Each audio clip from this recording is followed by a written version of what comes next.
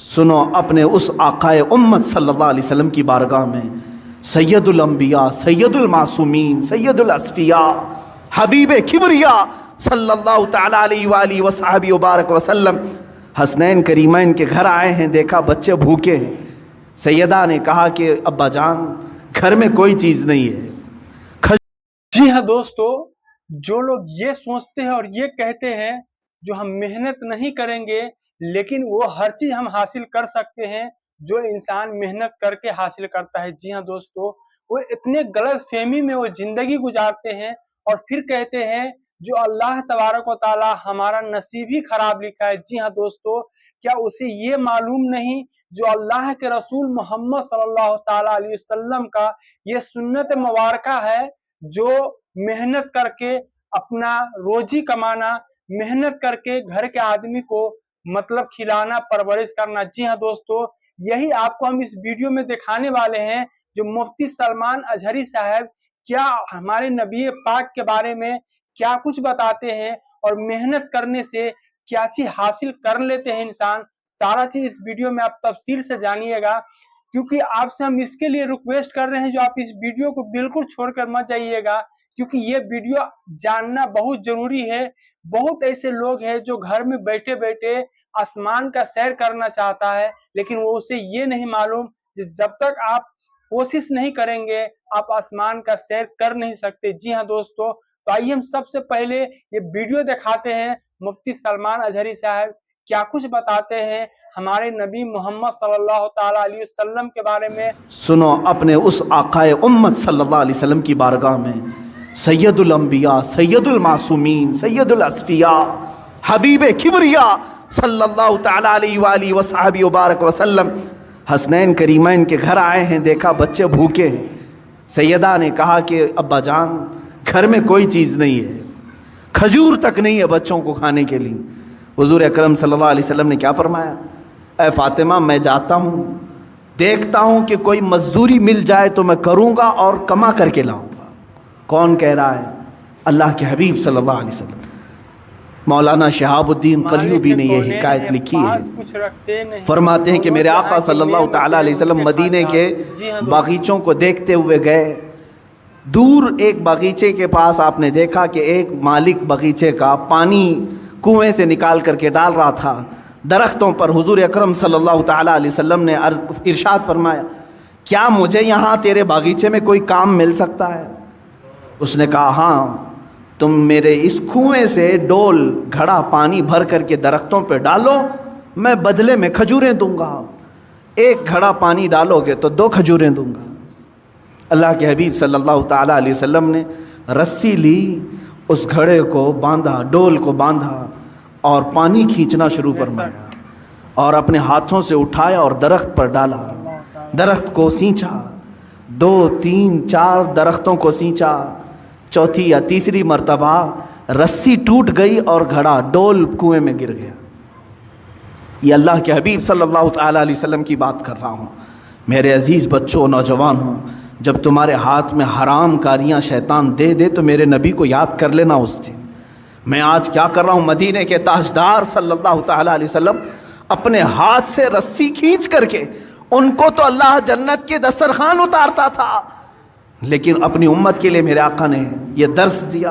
रस्सी टूट गई, घड़ा अंदर गिर गया। बागीचे का मालिक नहीं जानता था, आया उसने हाथ उठा दिया। मजदूरों के साथ जिस तरह किया जाता है। अल्लाह के हबीब सल्लल्लाहु तआला अलैहि वसल्लम ने जवाब नहीं दिया। मेरे आका सल्लल्लाहु तआला अलैहि वसल्लम ने जवाब नहीं दिया, इसलिए कि मैं मजदूरी कर रहा हूँ या काम कर रहा हूँ। आपने घड़े को निकाला, फिर रस्सी को बांध करके उसको दे दिया। गालिबन उस दिन 6 या 8 खजूरें मिली, वही लेकर के हसनैन करीमैन को खिलाने के लिए मेरे आका तशरीफ़ लाए। घर में तशरीफ़ लाए वही खजूरों के साथ। कायनात का आका और मौला अपने हाथों से कमा करके अपने बच्चों को खिला सकता है, और तुम रातों में बैठ करके गैम्बलिंग करके जुए खेल करके अपने घर को जहन्नम की आग से भरना चाहते हो। कैसी उम्मत है मेरे आका की। हुजूर अकरम सल्लल्लाहु तआला अलैहि वसल्लम ने किसी को ये चीज़ बयान नहीं की, लेकिन जिसने हाथ उठाया था اس کے بعد اسے احساس ہونے لگا کسی حسین چہرے پر میں نے ہاتھ اٹھایا ہے، چاند جیسا کوئی میرے باغیچے میں اترا تھا۔ بعد میں بے قراری اتنی بڑی کہ جو گزرتا تھا اسے پوچھتا تھا کہ ایک ایسی شخصیت میرے ہاں آئی تھی، کون ہے یہ؟ لوگوں نے کہا کہ وہ تو محمد رسول اللہ تھے صلی اللہ علیہ وسلم۔ اس نے کہا وہی ہے؟ کہا ہاں۔ اس نے ندامت اور شرمندگی کی وجہ سے تلوار اٹھائی اور اپنا ہاتھ کاٹ دیا۔ کہا مجھے اس ہاتھ کی ضرورت تھی، میں نے ہاتھ اٹھا دیا۔ اسی حالت میں وہ مسجد نبوی آیا، اللہ کے حبیب صلی اللہ تعالیٰ علیہ وسلم کے پاس شام کے وقت آیا، زار و قطار رونے لگا، مجھ سے گستاخی ہو گئی، میں نہیں جانتا تھا، ہاں میں نے کبھی یہ نہیں سوچا تھا کہ اللہ کا رسول باغیچے میں میرے آ کر کے ڈول سے پانی سینچے گا، پانی نکال کر کے درختوں پر ڈالے گا۔ اللہ کے حبیب صلی اللہ علیہ وسلم نے کسی کو کچھ نہیں کہا، اس کے ہاتھ کو لے کر کے پھر سے مونڈے سے جوڑا اور اپنا لعاب پاک لگا کر بھیج دیا، صحیح ہو گیا وہ بندہ۔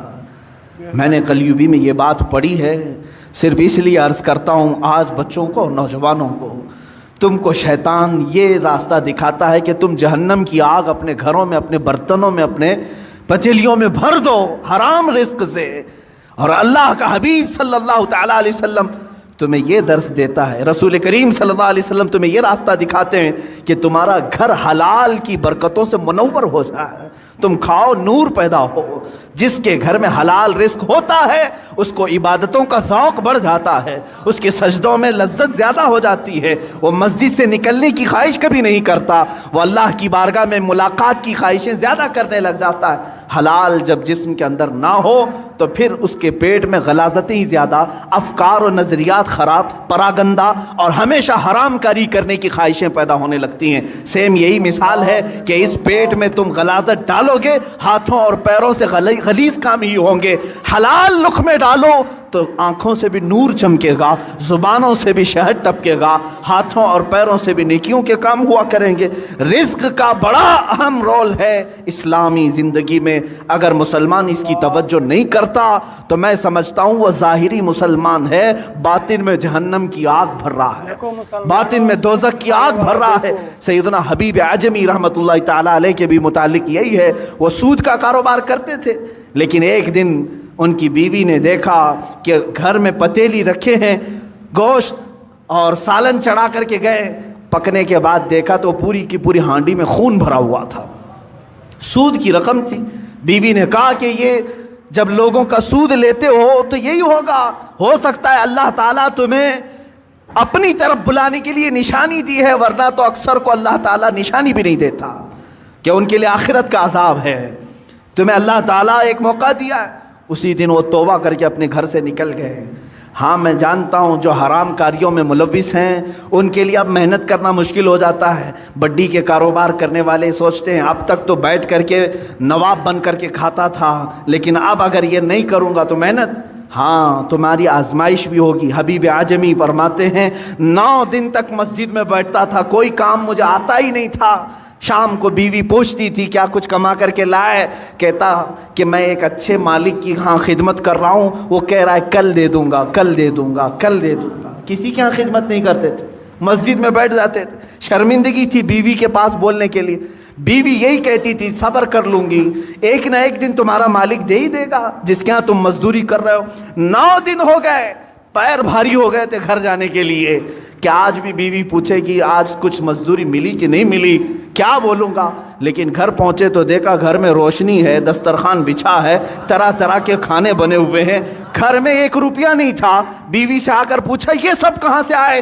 کہا تم جس کے ہاں مزدوری کرتے ہو اسی کمپنی کا ایک خادم آیا تھا، سارے کھانے دے کر کے گیا ہے، اور کہا اے خاتون اپنے شوہر سے کہہ دینا اس کی خدمت مالک کو بہت پسند ہے۔ مالک نے یہ کہا اور خدمت کرے گا اور مزید نعمتیں دیں گے۔ حبیب اعجمی چیخ پڑتے ہیں، کہتے ہیں میں جس کے ہاں خدمت کر رہا ہوں وہ کوئی نہیں جانتا، میری بیوی بھی نہیں جانتی۔ اسی دن اپنے گھر سے نکل گئے اور فنا فی اللہ کا مقام حاصل کیا۔ حضرت حبیب اعجمی رحمۃ اللہ تعالیٰ علیہ بغداد کے ان مشہور اولیاء کاملین میں شامل ہوئے جن کی بارگاہ میں حضرت فضیل بن عیاض بلکہ سرکار بغداد غوث اعظم عبد القادر جیلانی رضی اللہ تعالیٰ عنہ بھی ادب سے نام لیا کرتے تھے۔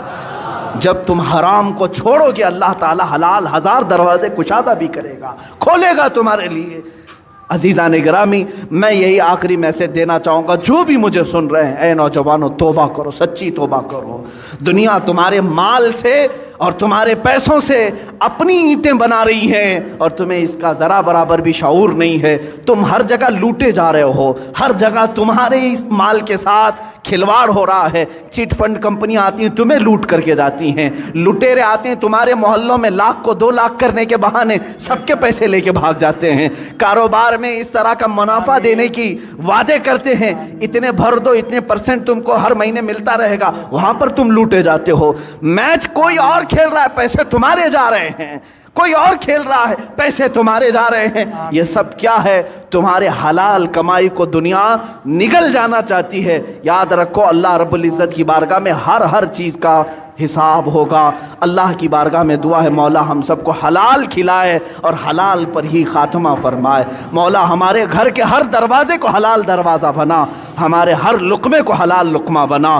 اے قدیر و جبار خدا، حلال لقمے کی برکت سے ہماری زبانوں میں نور عطا فرما، ہماری آنکھوں میں سرور عطا فرما، دلوں میں تقوی عطا فرما، ہاتھوں پیر سے نیکیوں کی خیرات عطا فرما، ہمارے ذہن میں برے وسوسات اور خیالات سے ہمارے ذہنوں کی حفاظت فرما۔ اے کریم خدا، جو بچے بھٹک چکے، بہک چکے اور آج اس طرح کی گیمبلنگ میں، جوئے میں لگے ہیں، اے کائنات کے مولا ان نوجوان بچوں کو تو راہ راست عطا